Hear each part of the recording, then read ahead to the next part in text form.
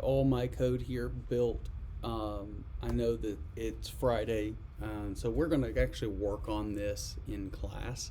I'm going to want you to bring your laptops. Go ahead and be prepared to start doing something like this to build a complex structure. Let me show you what that structure looks like. So inside, I've got my outer table. Now, of course, over time, I'd start removing all these lines, these outlines. But right now, this is what it looks like. This is just simply showing me where the structure is.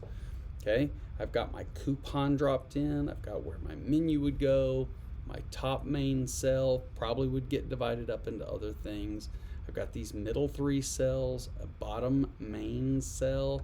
You're going to see a lot of space here because this coupon here is stacked up really tall and is expanding and extending this. So, I would probably come in and modify this so that it appears a little better. But sure, let's consider it right now.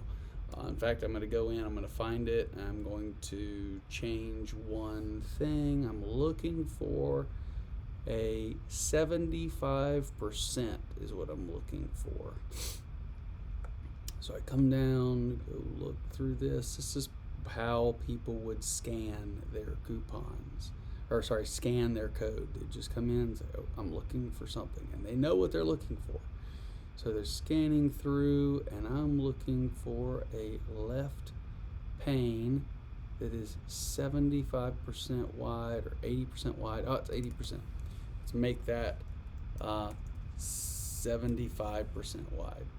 Okay, we'll notice that it'll update again, and we'll get our coupon a little bit wider. Let's try 60% wide.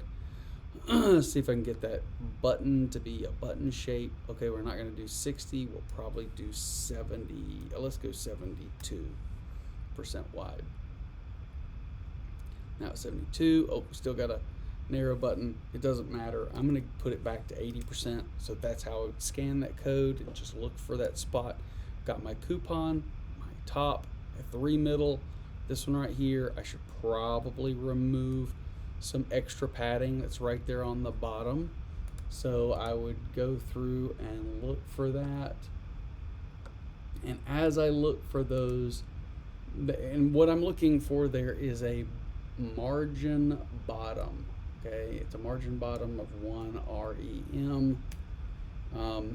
If I were to remove it, then you would notice that that code will actually tighten up, and that gets a little bit tighter right there. So I've got my bottom cell. Remember, tall coupon. I've got this open space that's going to be there because there's nothing to fill it, nothing to take this bottom cell or any of these other cells and push them and expand them down.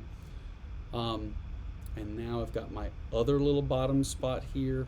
I've got a footer, and I've got 4 columns here. All right, so let's take a quick look and see how I did compared to my design.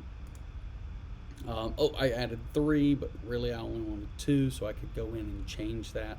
Menu, top spot, coupon, bottom spot, 1, 2. I actually have a third one that I could go in and remove. I've got another spot, footer, and 4 columns. So, how'd we do as far as building this out? Did pretty well.